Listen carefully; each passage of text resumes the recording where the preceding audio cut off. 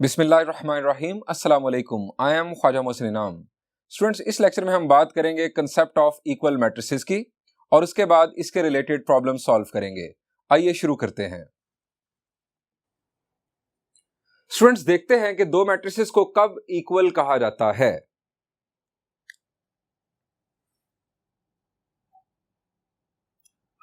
To matrices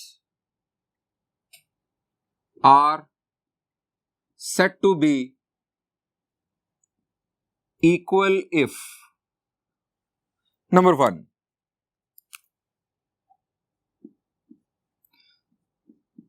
they have same order,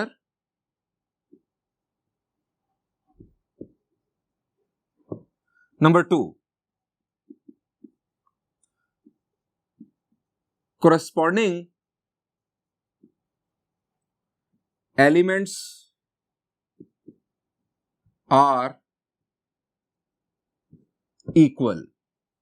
यानी दो matrices को उस वक्त आपस में इक्वल कहा जाता है जब उन दोनों का ऑर्डर सेम हो और कोरेस्पॉन्डिंग एलिमेंट्स भी इक्वल हों। इसका मतलब यह हुआ कि ये तो वही मैट्रिक्स वापस आ जाएगा, यानी एक मैट्रिक्स अपने ही इक्वल होगा।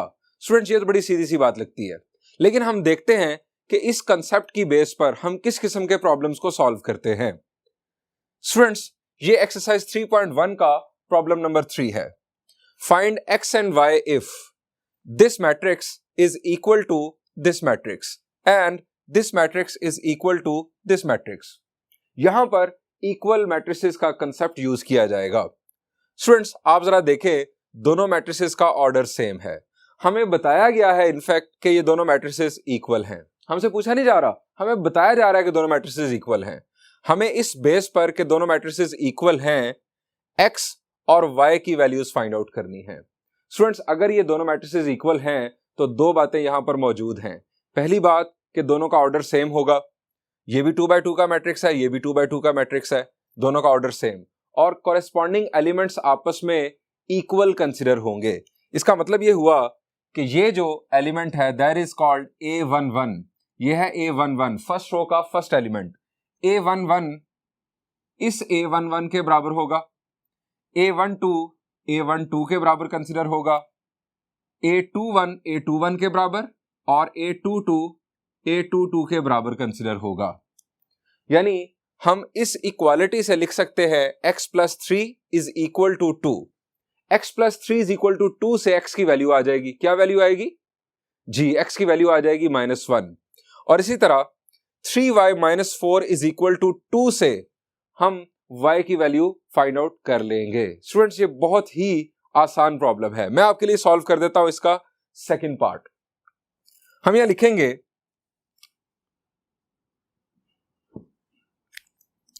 As two matrices are equal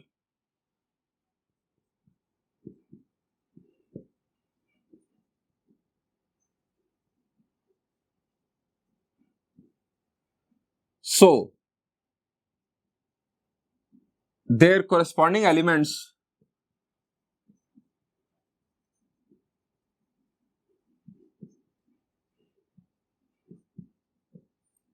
must be equal। इनके जो corresponding elements हैं वो यकीनन इक्वल होंगे। सो corresponding elements यहां पर बन रहे हैं कुछ इस तरह से, A11 is equal to A11, x+3 equal consider होगा y के, x+3 is equal to y। और दूसरी तरफ आप देखें 1 is equal to 1, -3 is equal to -3, यहां पर 3y-4 इक्वल कंसिडर होगा 2x के। 3y-4 is equal to 2x। Students, हमें x और y की वैल्यूज फाइंड आउट करनी है। जरा इन इक्वेशंस को देखें, शाबाश। इन इक्वेशंस को देखकर कोई मुश्किल है x और y की वैल्यूज फाइंड आउट करना? जी, हम यहां पर एलिमिनेशन मेथड यूज कर सकते हैं, हम सब्स्टिट्यूशन मेथड यूज कर सकते हैं। यहां पर आप नाम दे दें दोनों इक्वेशंस को 1 और 2 का। इक्वेशन 1 से आपको सीधी सीधी y की वैल्यू मिल रही है। ये y की वैल्यू अगर आप इक्वेशन 2 में पुट कर दें तो यहां से y एलिमिनेट हो जाएगा, हमें प्योरली x में एक इक्वेशन मिल जाएगी जिसको सॉल्व करने से हमें x की वैल्यू मिल जाएगी। हम पुट करते हैं फ्रॉम इक्वेशन 1 y की वैल्यू, from equation 1 y is equal to x plus 3, put in equation 2, जहां y है वहां पर x प्लस 3 पुट कर देते हैं, 3 into x plus 3 minus 4 is equal to 2x।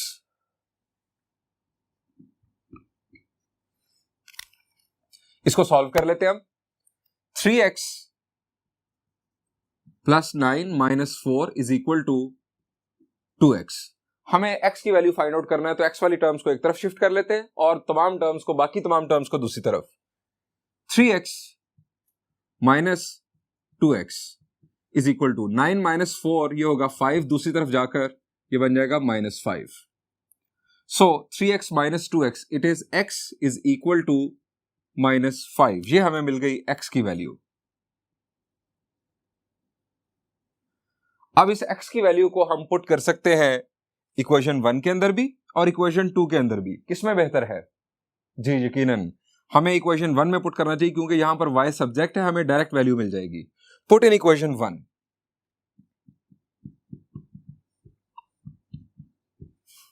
y is equal to x plus 3 यानी माइनस 5 प्लस 3, तो y की वैल्यू आ गई minus 5 plus 3 is minus 2। Students x की वैल्यू माइनस 5 और y की वैल्यू माइनस 2 आ चुकी। स्टूडेंट्स ये दोनों वैल्यूज लाकर जरा हम अगर पुट करें इन मैट्रिसेस के अंदर, तो देखते हैं कि क्या ये वाकई दोनों इक्वल हो जाते हैं। x की वैल्यू है माइनस 5, हम x की जगह अगर माइनस 5 पुट करेंगे तो माइनस 5 प्लस 3 क्या बनेगा? जी minus 5 plus 3 will be minus 2, और दूसरी तरफ y की जगह पर माइनस 2।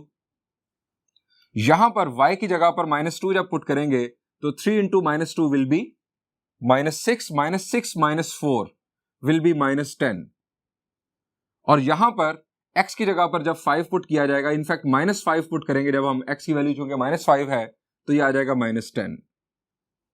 अब आप जरा देखें कि ये दो मैट्रिसेस हमें एग्जैक्टली इक्वल नजर आ रहे हैं। माइनस 2 1 1, माइनस 3 माइनस 10 और माइनस 10, यानी दो मैट्रिसेस उस वक्त इक्वल होते हैं कि जब उन दोनों का ऑर्डर भी सेम हो और कॉरेस्पॉन्डिंग एलिमेंट्स भी इक्वल हो। स्टूडेंट्स बढ़ते हैं इसी टाइप के कुछ और प्रॉब्लम्स की जानिब।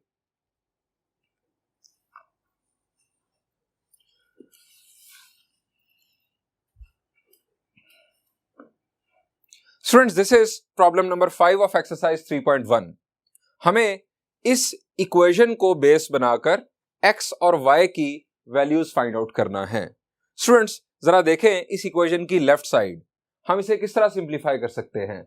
शाबाश, क्या ये दोनों मैट्रिसेस पहले ऐड होंगे या ये 2 जो स्केलर है ये मल्टीप्लाई होगा पहले मैट्रिक्स के साथ? द आंसर इज ये मैट्रिक्स की जो स्केलर मल्टीप्लिकेशन है ये पहले परफॉर्म होगी और उसके बाद जो रिजल्ट आएगा उसको हम इसके अंदर ऐड करेंगे। फिर हमारे पास लेफ्ट साइड पर एक सिंगल मैट्रिक्स आ जाएगा और वो इक्वल होगा इस मैट्रिक्स के। कोरेस्पॉन्डिंग एलिमेंट्स को हम इक्वेट करेंगे जिससे हमें x और y की वैल्यूज मिलेंगी। आइए इसका सॉल्यूशन देखते हैं। ये matrix as it is copy होगा 2 0x 1 y3 प्लस 2 मल्टीप्लाई होगा और तमाम एलिमेंट्स के साथ मल्टीप्लाई होगा। 2 1s are 2, 2x 2y 0, 2 2s are 4 and 2 into minus 1 is minus 2 is equal to 4 minus 2 3 1 6 1।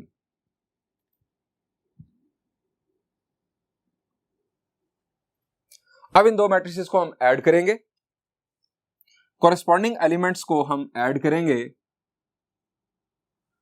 2 plus 2 will be 4, 0 plus 2x will be 2x, x plus 2y, 1 plus 0 will be 1, y plus 4 will be y plus 4, and 3 -2 will be 1 is equal to 4 - 2 3 1 6 और 1। Students, ये दो matrices हमें equal नजर आ रहे हैं, इन दोनों का order same है। 2/3 का ये मैट्रिक्स है और ये भी 2/3 का मैट्रिक्स है, और इन दोनों के corresponding elements must be equal, क्योंकि ये इक्वल मैट्रिसेस हैं। हम यहां लिखेंगे as two matrices are equal so their corresponding elements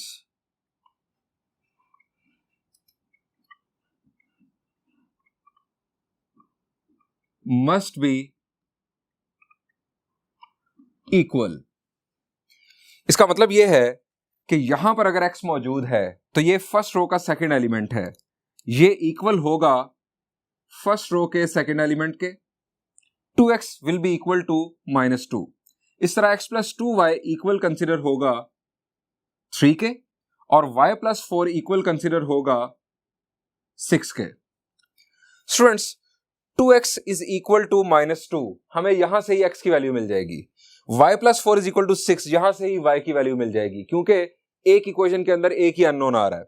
x + 2y is equal to 3, इसे हमें यूज करने की जरूरत ही नहीं पड़ेगी। हम यहां लिखेंगे 2x इज इक्वल टू -2, यहां से x की वैल्यू आ गई -1, और दूसरी तरफ y + 4 इज इक्वल टू 6,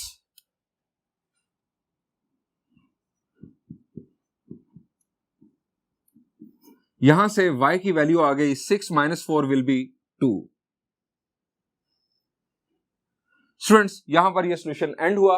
आप इस सॉल्यूशन की बेस पर एक्सरसाइज 3.2 का प्रॉब्लम नंबर 8 भी सॉल्व कर सकते हैं। हालांकि अभी हम एक्सरसाइज 3.2 में गए नहीं, लेकिन आप बासानी वो प्रॉब्लम सॉल्व कर सकते हैं। बढ़ते हैं एक्सरसाइज 3.1 के कुछ और प्रॉब्लम्स की तरफ।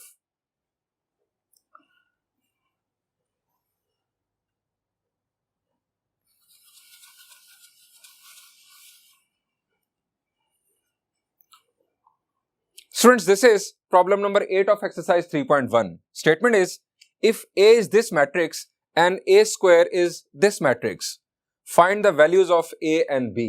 हमें A और B की वैल्यूज फाइंड आउट करनी है अगर A ये मैट्रिक्स हो और A स्क्वायर ये मैट्रिक्स हो। स्टूडेंट्स, A हमें गिवन है, क्या हम A स्क्वायर फाइंड आउट कर सकते हैं? The answer is yes. हम मैट्रिक्स A को अगर A के साथ ही मल्टीप्लाई कर दें तो हमें A स्क्वायर मिल जाएगा। हम उस A स्क्वायर को इक्वेट करेंगे इस A स्क्वायर के साथ, कोरेस्पॉन्डिंग एलिमेंट्स हमारे इक्वल कंसीडर होंगे, जहां से हमें A और B की वैल्यूज मिलेंगी। आइए इसका सॉल्यूशन देखते हैं। हम फाइंड आउट करने जा रहे हैं A square as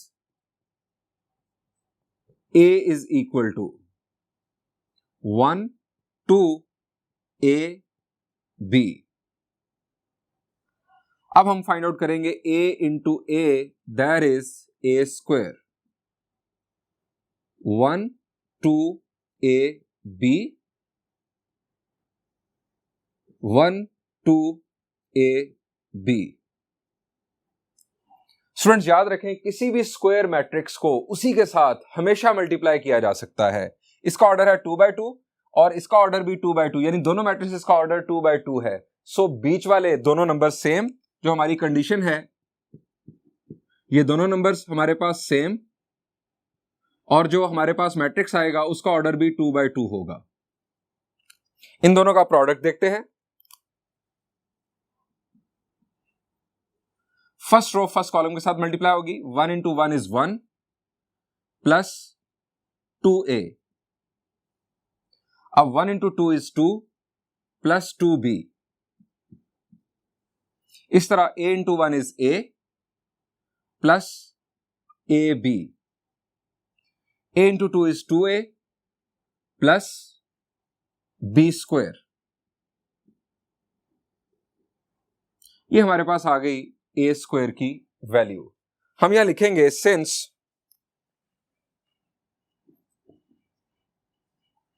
given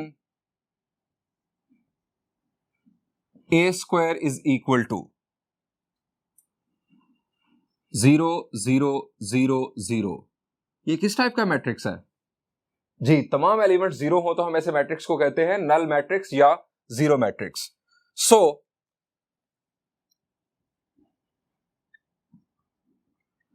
equating these matrices, हम दोनों मैट्रिसेस को इक्वेट करते हैं। ये हमारा ए स्क्वायर जो हमने फाइंड आउट किया और जो गिवन ए स्क्वायर था उसके साथ हम इसे इक्वेट करते हैं। 1 + 2a 2 + 2b a + ab और 2a + b square is equal to 0 0 0 and 0।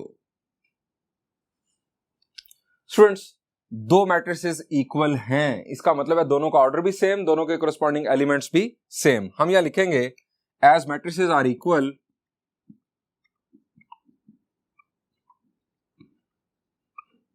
so their corresponding elements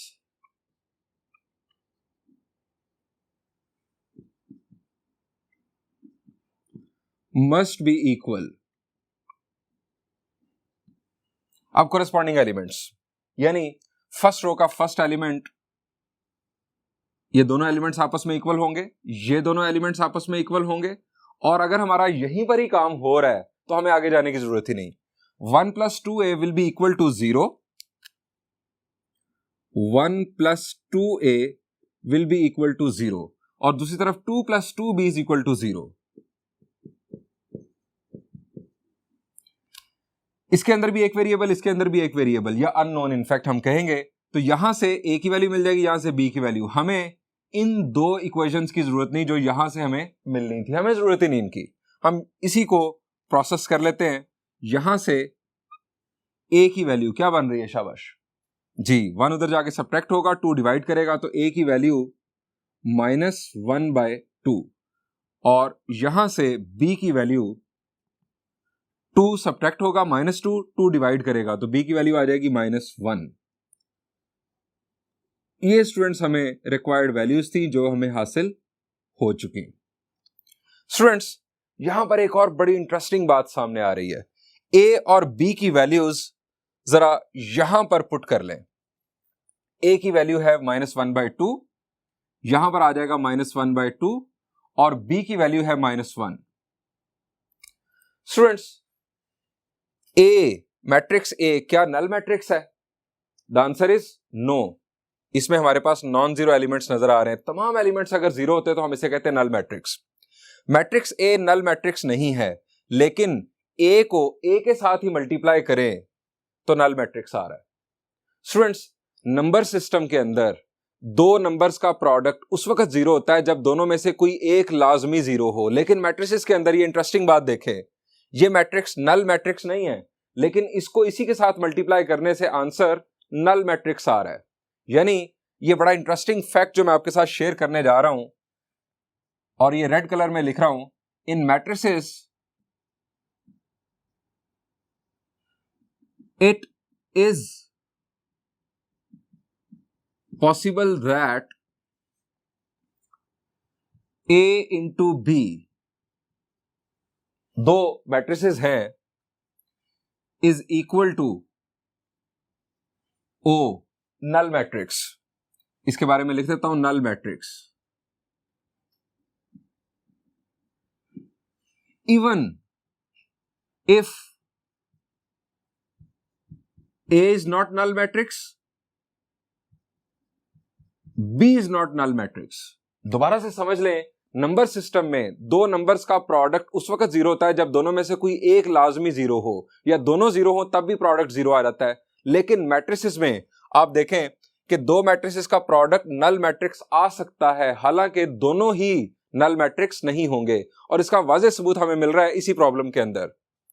ये मैट्रिक्स है मैट्रिक्स ए, 1 2 -1/2 और -1, ये इसके 4 एलिमेंट्स हैं। ये नल मैट्रिक्स नहीं है वाज़ेह तौर पर, लेकिन इस मैट्रिक्स को इसी के साथ मल्टीप्लाई करें तो आंसर हमारा नल मैट्रिक्स आ जाता है।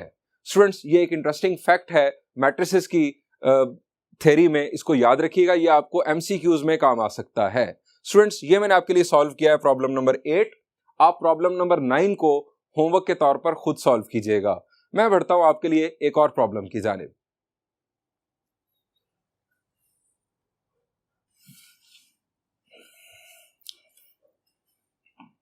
Students, this is problem number 12. Statement is find the matrix X if there are two parts. दोनों पार्ट्स के अंदर हमें मैट्रिक्स X नजर आ रहा है।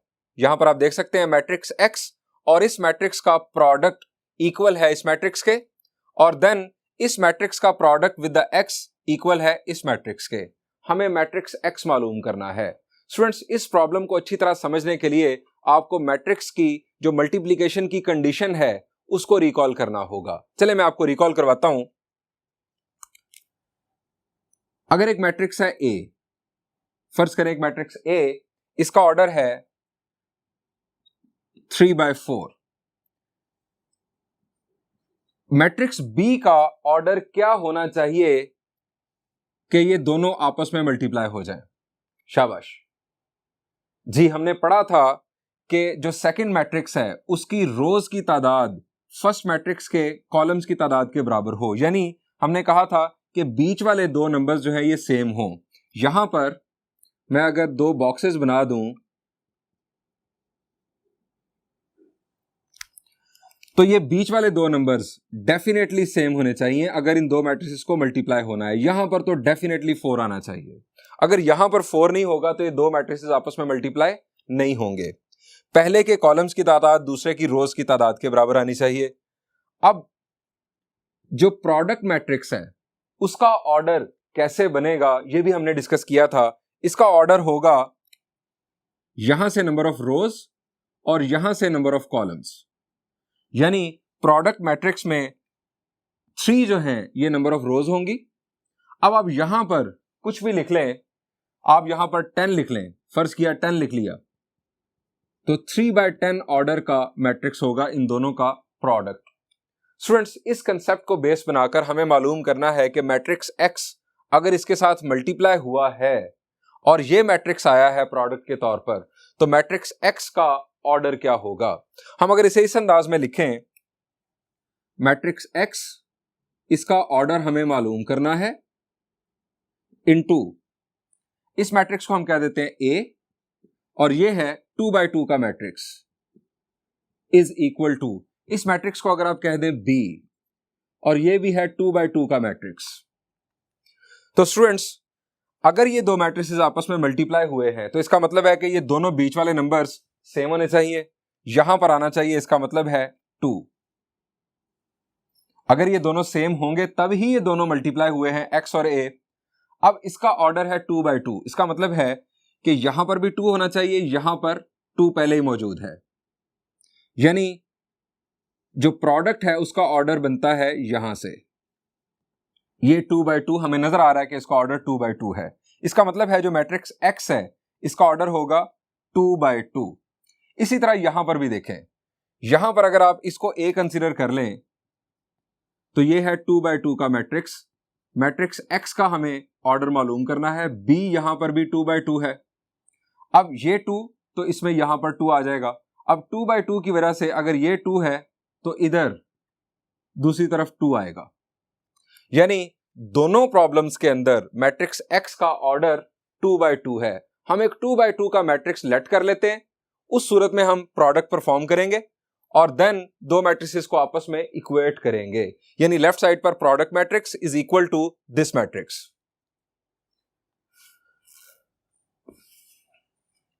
स्टूडेंट्स, मैं आपके लिए सॉल्व कर रहा हूं सेकंड पार्ट। हम यहां लिखेंगे by condition of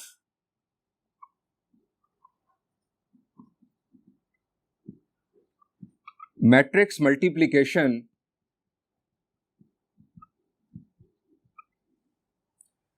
matrix X must have order 2/2।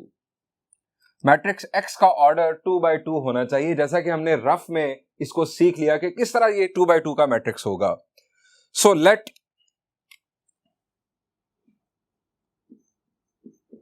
x is equal to,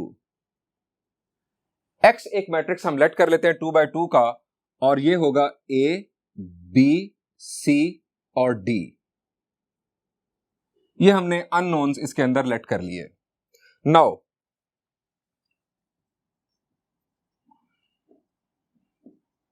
equation can be written as 5, 2, -2, 1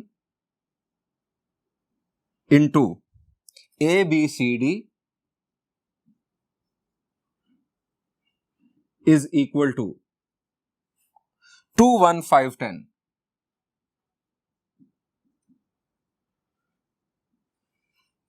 इन दो मैट्रिसेस का प्रोडक्ट इक्वल है इस मैट्रिक्स के। ये है हमारा मैट्रिक्स X। हम ये प्रोडक्ट परफॉर्म करेंगे और कोरेस्पॉन्डिंग एलिमेंट्स को इक्वेट कर देंगे। प्रोडक्ट परफॉर्म करते हैं।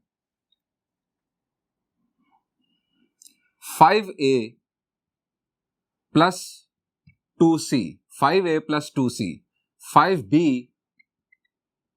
Plus 2D, -2A plus 1C यानी C, -2B प्लस 1D यानी simple D is equal to 2, 1, 5, 10। Students, यहां से अब हम कोरेस्पॉन्डिंग एलिमेंट्स को इक्वेट करेंगे। हम यह लिखेंगे as matrices are equal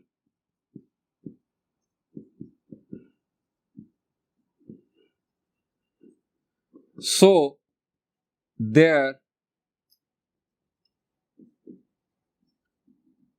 corresponding elements must be equal। अब corresponding elements हमारे पास पहले आएगा 5A plus 2C is equal to 2, 5A plus 2C is equal to 2। इसको नाम दे दें इक्वेशन 1 का। उसके बाद -2A plus C will be equal to 5, -2A plus C is equal to 5। Students, आप इसके बाद ये इक्वेशन भी बना सकते हैं, लेकिन मैं उन इक्वेशंस को पहले कंसीडर कर रहा हूं जिसके अंदर अननोन सेम है। इसमें भी A और C, इसमें भी A और C। इसको नाम दे दिया इक्वेशन 2 का। दूसरी तरफ 5B plus 2D is equal to 1 और -2B plus D is equal to 10।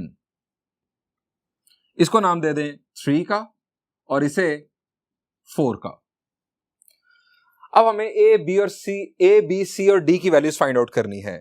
इन दो इक्वेशंस के अंदर A और C अननोन के तौर पर मौजूद हैं। स्टूडेंट्स, क्या करें? शाबाश जी, आपको समझ जाना चाहिए। यहां पर बहुत आसान, यहां पर 2C है और यहां पर C है। अगर हम इक्वेशन 2 को 2 से मल्टीप्लाई कर दें और देन इन इक्वेशंस को आपस में सब्ट्रैक्ट कर दें, इक्वेशन 1 में से 2 या 2 में से 1, तो हमारे पास C कैंसिल होगा, A की वैल्यू आ जाएगी। इस तरह से हम A की वैल्यू पुट करके C की वैल्यू बाद में फाइंड आउट कर लेंगे। तो ये प्रोसेस शुरू करते हैं। Multiply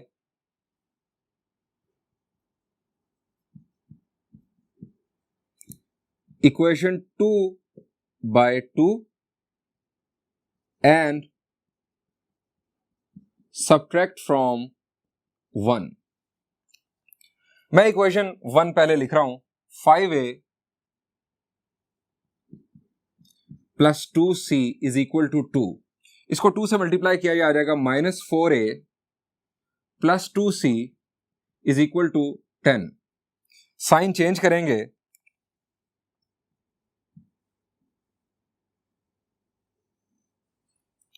students 5A plus 4A will be 9A,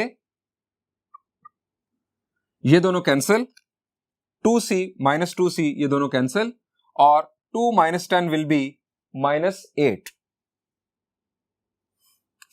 इसको ब्लू कलर में लिखते हैं, इट विल बी -8 8। यहां से a की वैल्यू क्या बन रही है शाबाश जी, a की वैल्यू बन रही है -8/9। a की वैल्यू -8/9। अब स्टूडेंट्स ये a की वैल्यू आप किसी एक इक्वेशन में पुट कर दें। पुट इन इक्वेशन 2 में पुट कर देते हैं। It is -2 into -8/9 plus c is equal to 5। अब इस इक्वेशन को सॉल्व करते हैं। सिंप्लीफाई करेंगे हम, यहां पर लिखेंगे 16/9 -2 into -8 is 16, 16/9 plus c is equal to 5 plus c is equal to 5। c is equal to 5 minus 16/9। 9 5s are 45, 45 minus 16 is 29। So c की वैल्यू स्टूडेंट्स हमें हासिल होगी, so c is equal to 29/9। इस वैल्यू को भी highlight कर लें क्योंकि इसने भी जाना है मैट्रिक्स x के अंदर, और यहां पर हम a की वैल्यू फाइंड आउट कर चुके हैं पहले। अब हम स्टूडेंट्स इन दो इक्वेशंस को बेस बनाएंगे। यहां पर भी अगर हम इक्वेशन 4 को 2 से मल्टीप्लाई करके इक्वेशन 3 में से सब्ट्रैक्ट कर दें तो d कैंसिल हो जाएगा। हम लिखेंगे multiply equation 4/2 and subtract from equation 3। Equation 3 की लेफ्ट साइड में लिख रहा हूं 5b plus 2d, 5b plus 2d, और 2 से मल्टीप्लाई करके सब्ट्रैक्ट कर देते हैं इसे, यहां लिखेंगे माइनस। अब 2 से मल्टीप्लाई कर दें लेफ्ट साइड को, यह आ गया 4b plus 2d is equal to 1 minus 2 10s are 20। यहां पर सब्ट्रैक्शन का मैंने दूसरा अंदाज फॉलो किया, जगह की कमी के बायस के यहां पर हम कंप्लीट कर लें। अगर मैं इसको डाउनवर्ड लिखता तो मुझे खदशा था कि हम इसे कंप्लीट ना कर पाते। सो हम इसे सिंप्लीफाई करते हैं। 5b plus 2d plus 4b minus 2d is equal to -19। Students ये 2d और 2d cancel, 5b plus 4b is 9b is equal to -19। b की वैल्यू यहां से हमें मिल रही है -19 डिवाइडेड बाय 5 प्लस 4 इज 9। ये आ गई स्टूडेंट्स b की वैल्यू। अब इस b की वैल्यू को इक्वेशन 3 या 4 में किसी एक में पुट करके हम d की वैल्यू फाइंड आउट कर लेते हैं। पुट इन इक्वेशन, आप पुट कर लें इसे इक्वेशन 4 में। Equation 4 -2 into -19/9 plus d is equal to 10। यहां से students minus minus plus, 19 2s are 38, 38/9 उस तरफ जाके सब्ट्रैक्ट होगा। d is equal to 10 minus 19 2s are 38 divided by 9। Students 9 10s are 90, 90 minus 38, शाबाश। 90 माइनस 38 आप रफ वर्क कर सकते हैं। 90 माइनस 38 इट इज 52।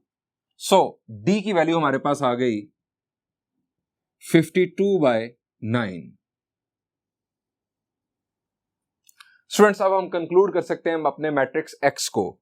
हम यहां लिखेंगे हेंस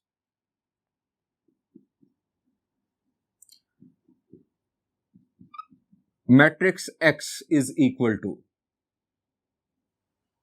मैट्रिक्स x में a b c और d की वैल्यूज डाल देते हैं। a की वैल्यू -8/9, b की वैल्यू स्टूडेंट्स हमारे पास -19/9, c की वैल्यू 29/9 और d की वैल्यू 52/9। स्टूडेंट्स हमें मैट्रिक्स x रिक्वायर्ड था जो कि हमें मिल चुका। स्टूडेंट्स बिल्कुल इसी पैटर्न पर आप दूसरा पार्ट होमवर्क के तौर पर खुद सॉल्व कीजिएगा। मैं बढ़ता हूं एक और प्रॉब्लम की जानिब।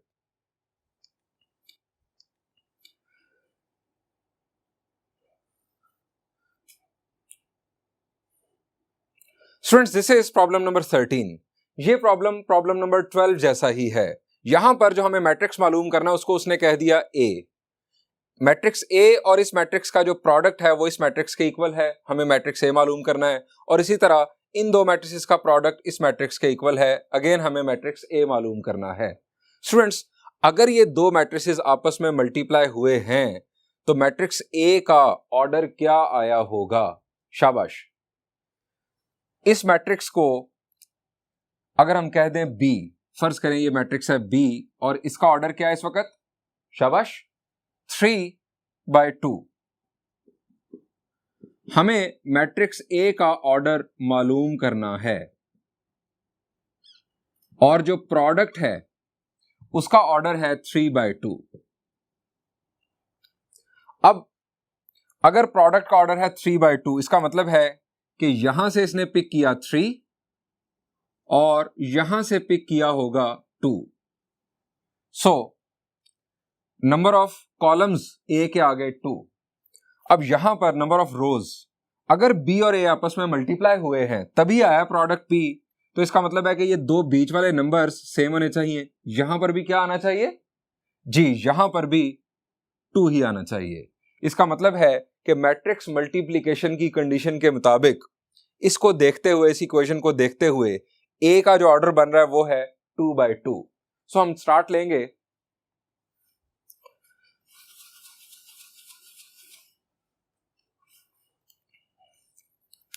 सॉल्यूशन यानी मैं आपके लिए सॉल्व कर रहा हूं, सॉल्व इस वक्त प्रॉब्लम नंबर 1 यानी first part by condition of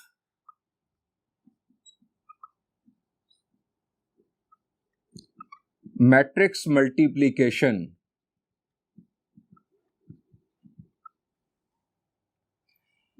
A must have order 2/2. So let A is equal to A, B, C and D. ये हमने 2/2 का एक मैट्रिक्स लेट कर लिया। Now equation can be written as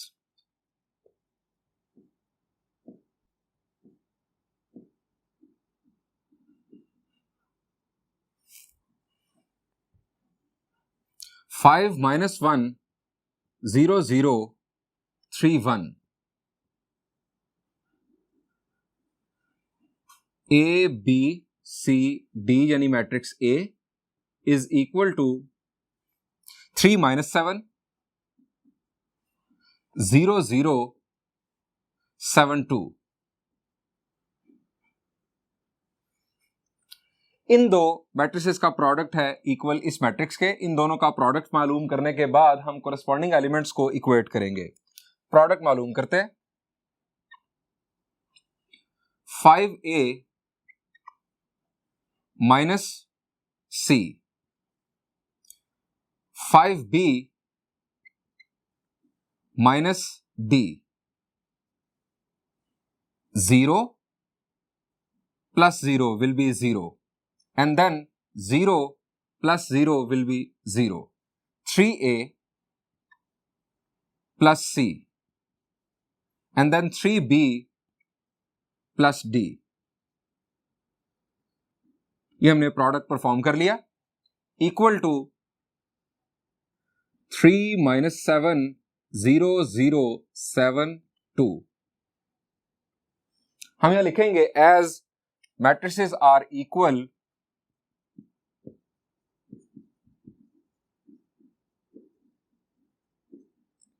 so their corresponding elements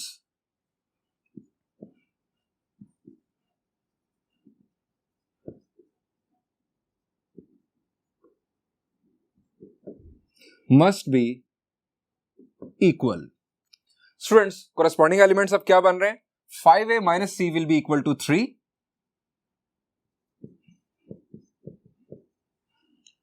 और दूसरी तरफ 3A plus C will be equal to 7। 3A plus C will be equal to 7। इसको नाम दे दें 1 का और इसे नाम दे दें 2 का। दूसरी तरफ 5B minus D is equal to -7 और 3b plus d will be equal to 2. Equation 3 and equation 4. Students यहां पर बहुत ही सिंपल वे से हम सॉल्व कर सकते हैं। आप सिंपली अगर इक्वेशन 1 और 2 को ऐड कर दें तो c एलिमिनेट हो रहा है, इसी तरह 3 और 4 को ऐड कर दें तो d एलिमिनेट हो रहा है। c एलिमिनेट होगा तो a की वैल्यू आ जाएगी, d एलिमिनेट होगा b की वैल्यू आ जाएगी, एंड देन आप वैल्यूज पुट करके दूसरी वैल्यूज भी फाइंड आउट कर लेंगे। स्टूडेंट्स इस प्रॉब्लम का सॉल्यूशन अब आप खुद मुकम्मल कीजिएगा। a, b, c और d की वैल्यूज फाइंड आउट करने के बाद यहां पर जब पुट करेंगे तो आपका मैट्रिक्स A मुकम्मल हो जाएगा जो कि रिक्वायर्ड था। स्टूडेंट्स बिल्कुल इसी पैटर्न पर आप इसका सेकंड पार्ट होमवर्क में खुद सॉल्व कीजिएगा। यहां पर इस लेक्चर को एंड करते हैं। इंशाल्लाह नेक्स्ट लेक्चर में हम कुछ मजीद कंसेप्ट्स और प्रॉब्लम्स डिस्कस करेंगे। Thank you and Allah Hafiz.